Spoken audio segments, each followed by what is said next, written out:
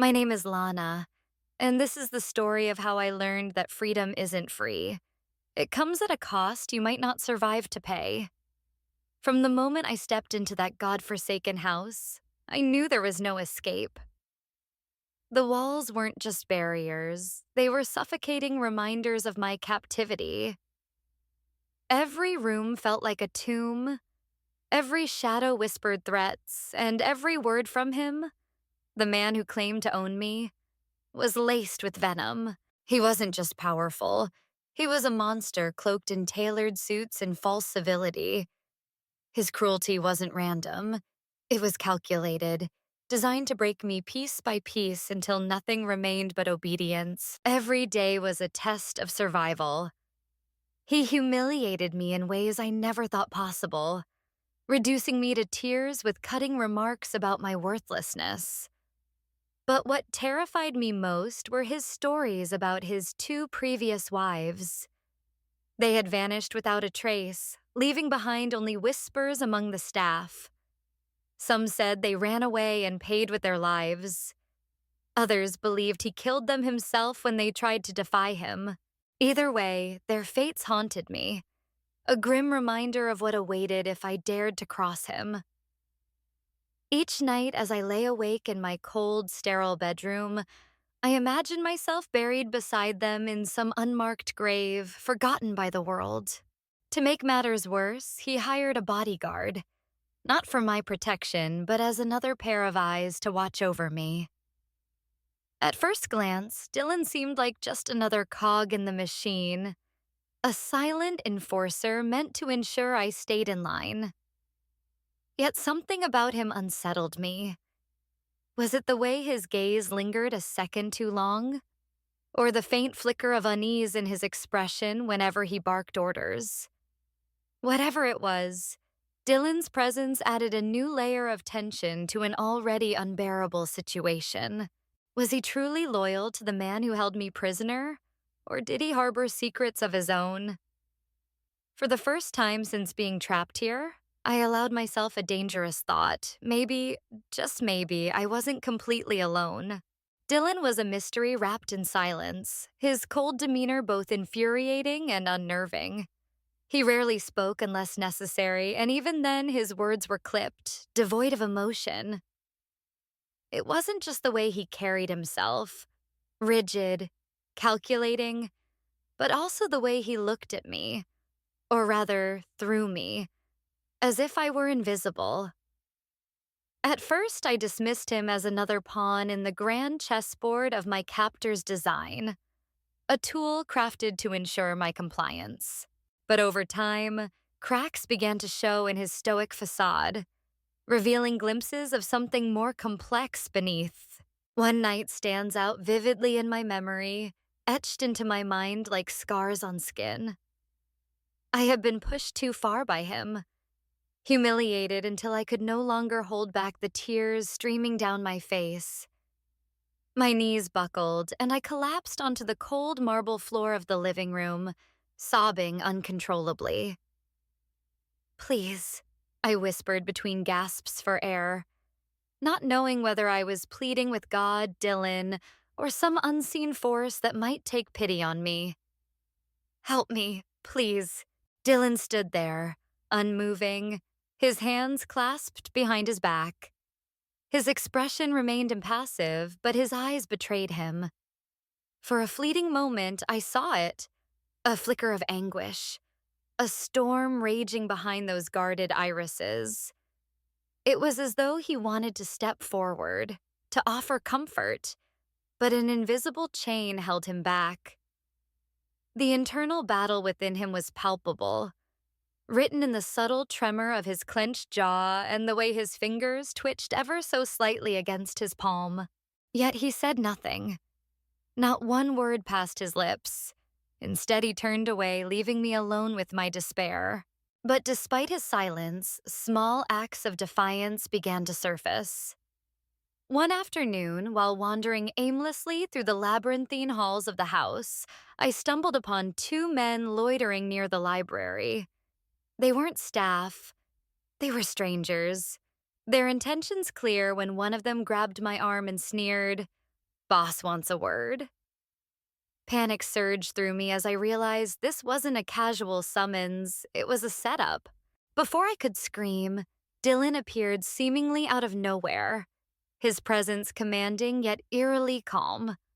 Without hesitation, he intervened, pulling me away from them with a firm grip. "She's under my protection," he growled, his voice low and dangerous. The men hesitated, exchanging wary glances before retreating into the shadows. That incident changed everything. Though Dylan never explained why he saved me, I couldn't ignore the significance of what he'd done. In that moment, he hadn't acted like someone indifferent to my fate. He'd acted like someone who cared. Maybe not openly, maybe not loudly, but deeply enough to risk angering the man who paid his salary. Slowly, doubt gave way to hope. Perhaps Dylan wasn't entirely loyal to him. Perhaps there was still humanity buried underneath layers of discipline and duty. And perhaps, just perhaps, I wasn't as alone as I thought. The moment I realized the truth about that hidden vault, my heart raced with both hope and terror. It was tucked away in a forgotten corner of the sprawling estate. A treasure trove of cash, jewels, and documents that could expose the man who had turned my life into a living nightmare. I knew its location because I'd overheard him bragging about it during one of his drunken rants. He called it his insurance policy, but to me, it was my lifeline. My only chance to reclaim freedom, and maybe even justice. But as much as the vault symbolized salvation, it also represented danger. If Dylan betrayed me, if he decided to side with him, then revealing the vault's existence would seal my fate. The thought of being dragged back to this house, or worse, disappearing forever, made my stomach churn. I approached Dylan cautiously, choosing a time when we were alone in the dimly lit hallway outside the library. The air between us felt heavy, charged with unspoken tension. "Do you know what this is?" I asked, holding up a small scrap of paper where I'd scribbled the password.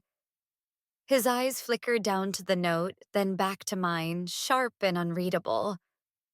For a moment, I thought he might laugh or dismiss me outright. Instead, he simply waited, his silence demanding an explanation. "It's something that could make you rich," I continued, my voice trembling despite my best efforts to sound confident. "It'll be yours if you let me escape." There it was, the offer that could either save us both or destroy me completely. I braced myself for rejection, for anger, for anything except the neutral expression he wore now. Finally, after what felt like an eternity, he spoke. "Where can I find this place?" His tone was calm, almost indifferent, but there was an undercurrent of curiosity I couldn't ignore. For the first time since arriving at this cursed house, I allowed myself to believe that Dylan might actually help me. Still, paranoia gnawed at the edges of my mind. What if this was all part of some elaborate trap? What if he reported our conversation to him? Every second stretched longer than the last as I weighed my options. In the end, desperation won out over fear. "I'll tell you everything," I whispered, "but not here. Not now. Not—" I needed more time to prepare, to ensure that we weren't walking blindly into disaster. As the days passed, Dylan and I began piecing together a plan. We communicated in hushed tones, always wary of prying ears. Yet no matter how carefully we plotted, the pressure mounted relentlessly. One evening, just as we finalized the details, chaos erupted. A sudden summons echoed through the house, calling everyone to the grand hall. Panic surged through me as I exchanged a glance with Dylan. His jaw tightened, a silent acknowledgement of the danger ahead. When we entered the hall, he stood at the center, flanked by his henchmen. His piercing gaze swept across the room before landing on me. There have been rumors of betrayal, he announced, his voice dripping with venom, and I don't tolerate traitors. My knees nearly buckled beneath me, but somehow I managed to keep standing. Beside me, Dylan remained stoic, his presence a fragile shield against the storm brewing around us. The meeting dragged on, each minute stretching into an eternity. By the time we were dismissed, our window of opportunity had shrunk dangerously. Every movement we made afterward was fraught with urgency. We couldn't afford another delay, not when failure meant certain death. As Dylan and I prepared for the final phase of our escape, the weight of uncertainty pressed down on me. Could I trust him fully? Or was I placing my faith in someone who might betray me at the last moment? Only time would tell. As the clock ticked closer to our escape, every second felt like an eternity. The weight of what we were about to attempt hung over us like a storm cloud, dark and suffocating. Yet amidst the tension, something unexpected began to bloom between Dylan and me. A fragile connection forged in desperation and trust that neither of us fully understood yet couldn't ignore. It wasn't just the shared danger or the secrets whispered under the cover of night. It was something deeper, more raw. The night before we planned to leave, we found ourselves alone in the dimly lit storage room, where we had been stashing supplies for our departure. The air was thick with unspoken fears and unresolved questions. I sat cross-legged on the cold floor, staring at my trembling hands, while Dylan leaned against the wall, his arms crossed tightly over his chest as if trying to hold himself together. For a long moment, neither of us spoke. The silence stretched, heavy and unbearable, until finally he broke it. "You ever wonder why I became a bodyguard?" His voice startled me, low and gravelly, tinged with vulnerability I hadn't heard before. I looked up, surprised by the question, but too curious to stay silent. "Not really," I admitted. "I figured it was just a job." He let out a bitter laugh, shaking his head. "It's not just a job. Not for me." Dylan hesitated, his gaze dropping to the floor as though searching for the right words, or perhaps summoning the courage to say them. "Years ago, I made a mistake. A big one. Someone got hurt because of me. Someone innocent. I've spent every day since then trying to make up for it, working jobs like this one, hoping to balance the scales somehow. But no matter how hard I try, I can't undo what I did." His confession caught me off guard. In all the time we'd spent together planning our escape, I'd never imagined him opening up like this. There was a pain in his eyes, raw and unfiltered, that mirrored my own. Without thinking, I reached out, placing a hand on his arm. He flinched slightly but didn't pull away. "I get it," I said softly, my voice barely above a whisper. "We're both running from something, aren't we? You're trying to fix your past, and I'm trying to survive mine." He nodded slowly, his jaw tightening as if fighting back emotions he didn't want to show. For the first time, I saw Dylan not as a stoic protector or a potential betrayer, but as a man burdened by regret and guilt. And maybe, just maybe, he saw me not as a victim trapped in a nightmare, but as someone who understood the weight of carrying scars. "We're going to make it through this," I said, surprising even myself with the conviction in my voice. "Whatever happens tomorrow, we'll face it together. We won't leave each other behind." Dylan met my gaze, his expression softening slightly. "I don't break promises, Lana. If I say I'll protect you, I mean it, no matter what." In that moment, surrounded by shadows and uncertainty, we made a pact. A silent vow sealed with determination and hope. Our bond, fragile as it was, became the anchor keeping us grounded when everything else seemed ready to crumble. As we prepared to leave the storage room, I realized that whatever lay ahead, I wasn't facing it alone anymore. The plan that had taken weeks to piece together unraveled in an instant. We thought we were careful, meticulous even, but it turns out nothing escapes the eyes of a man who thrives on control and paranoia. It was one of his goons who found us, lurking at the edge of the property where Dylan and I had agreed to meet under the cover of darkness. The sound of crunching leaves betrayed our position, and before we could react, headlights pierced through the trees, illuminating us like prey caught in a hunter's trap. My heart sank as I realized the gravity of what had just happened. They knew, and now there was no turning back. Dylan grabbed my arm, pulling me behind him as if his body alone could shield me from the chaos about to unfold. "Run!" he shouted, but it was too late. The men surrounded us, their guns trained on us with deadly precision. One of them, a wiry man with a cruel smirk, stepped forward, grabbing me roughly by the shoulder. "Well, well," he sneered, his voice dripping with mockery. "Look who decided to play hide and seek." Before I could scream, they shoved me into the back seat of a black SUV, slamming the door shut behind me. Through the tinted windows, I watched helplessly as two others dragged Dylan away, his struggles futile against their overwhelming force. What followed was a nightmare worse than anything I'd imagined. Back at the house, he wasted no time interrogating Dylan. I didn't witness it firsthand. I only heard the echoes of violence reverberating through the walls, but the sounds were enough to make my blood run cold. Each thud, each cry of pain, felt like a knife twisting in my chest. I wanted to call out, to beg them to stop, but terror paralyzed me.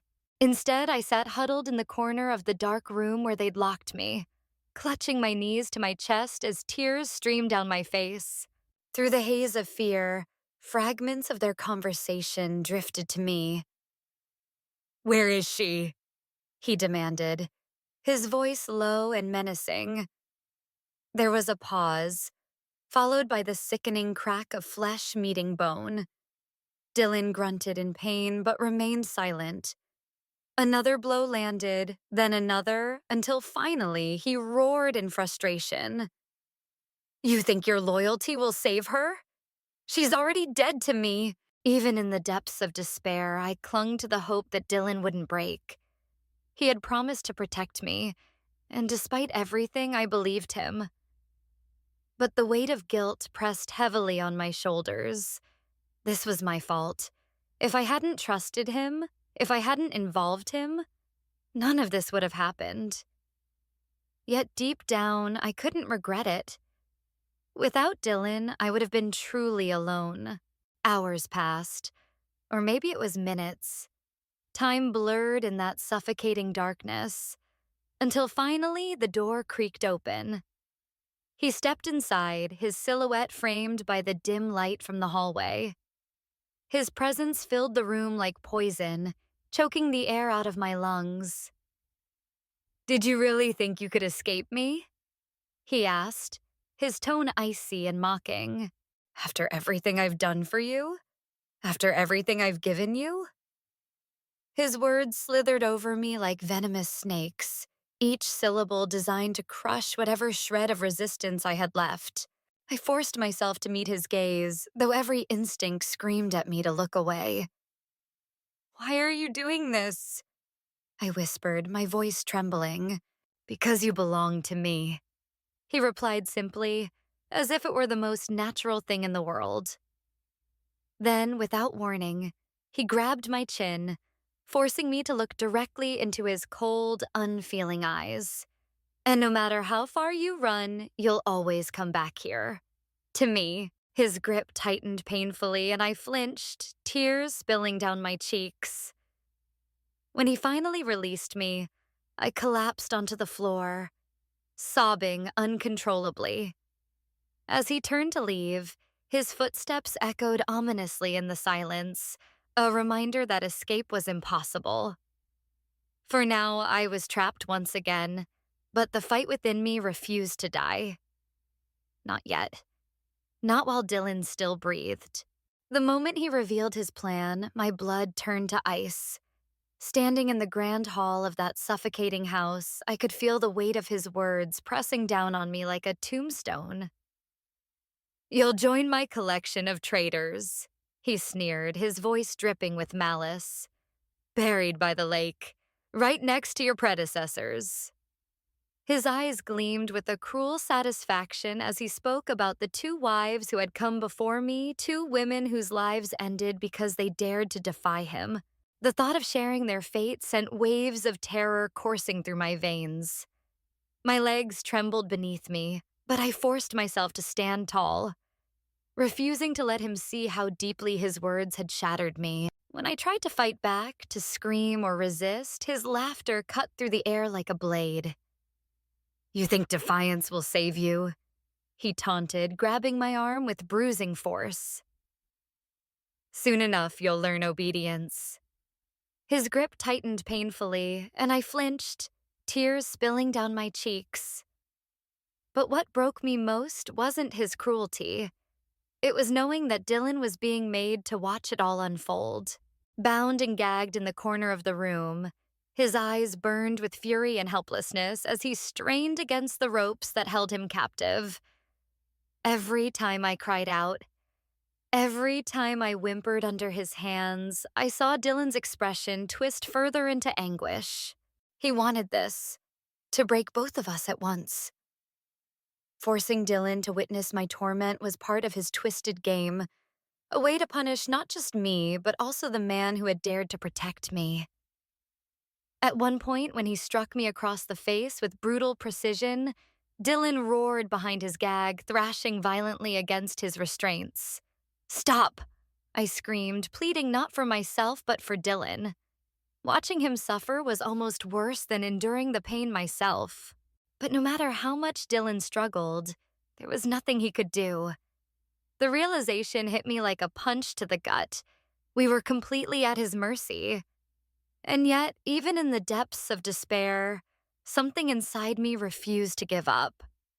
As I stared into his cold, unfeeling eyes, I promised myself that if I survived this, if I somehow made it out alive, I would make sure he paid for everything he'd done. Until then, all I could do was endure, clinging to the hope that our chance for freedom hadn't been lost forever. Just as despair threatened to consume us, salvation arrived in the form of chaos. Gunfire erupted outside the house, shattering the suffocating silence that had gripped us for days. It was Dylan's doing. He must have contacted his trusted allies before our capture. The sound of boots pounding against the gravel and shouts filling the air signaled the beginning of an assault I hadn't dared to hope for. For a fleeting moment, relief washed over me, but it was short-lived. He wasn't going down without a fight, and neither were his men. Dylan pushed me behind him once again, shielding me with his body as bullets ricocheted off the walls around us. "Stay close," he shouted, his voice barely audible over the cacophony of gunfire. His movements were deliberate, calculated, but I could see the toll this was taking on him. Blood seeped through the fabric of his shirt where a bullet had grazed his side, yet he didn't falter. He kept moving, dragging me toward what little cover we could find. Then came the moment that would haunt me forever. As we rounded a corner, one of his henchmen appeared out of nowhere, weapon raised and aimed directly at me. Without hesitation, Dylan lunged forward, taking the brunt of the impact meant for me. A strangled cry escaped my lips as I watched him crumple to the ground, clutching his chest. "No, Dylan!" I screamed, dropping to my knees beside him. His breathing was shallow, labored, but his eyes found mine even through the haze of pain. "Go, get out of here," he rasped, his voice weak but resolute. "I'm not leaving you," I cried, tears streaming down my face. But he shook his head, gripping my hand tightly. "You promised, remember?" Those words, the same ones we'd exchanged in the storage room, cut deeper than any blade. With a final push, he shoved me toward the exit, forcing me to leave him behind. The rest unfolded in a blur of adrenaline and terror. The intruders overwhelmed him and his men, capturing him alive while ensuring the rest of us made it out safely. Later, when the dust settled, the full extent of his crimes was exposed. Documents recovered from the hidden vault revealed years of blackmail, intimidation, and murder, including the cold-blooded killings of his 2 previous wives.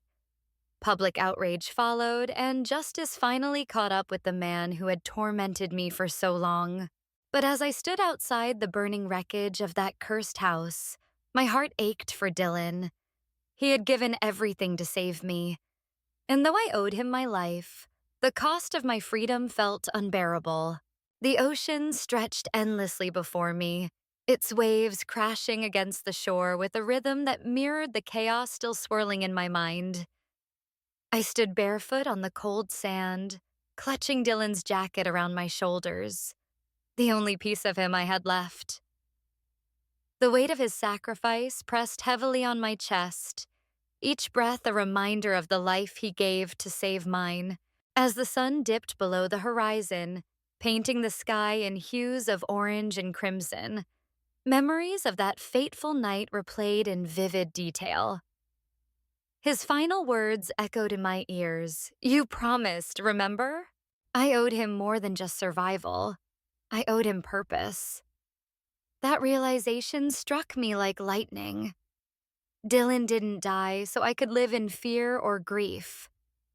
He died so I could rise above it all, stronger and unyielding. In that moment, staring at the vast expanse of water, I made a vow. I would honor his bravery by fighting for others who couldn't fight for themselves. There were countless victims out there, silenced by men like him, their stories buried beneath lies and violence. I wouldn't let them fade into oblivion, not while I still drew breath. Strength, I realized, wasn't just about saving yourself. It was about being willing to risk everything for someone else. Dylan taught me that. His courage became my guiding light, illuminating a path forward when darkness threatened to consume me. The scars I carried weren't just reminders of pain. They were symbols of resilience, proof that even in the face of unimaginable evil, humanity could prevail. As the first stars appeared in the twilight sky, I whispered a silent thank you to Dylan. "I'll make you proud," I said softly, my voice carried away by the wind. And with that, I turned away from the sea, ready to face whatever lay ahead. For the first time in years, I felt truly alive. Some people leave scars, others leave lessons. Burn and reborn stories that break you, then rebuild you.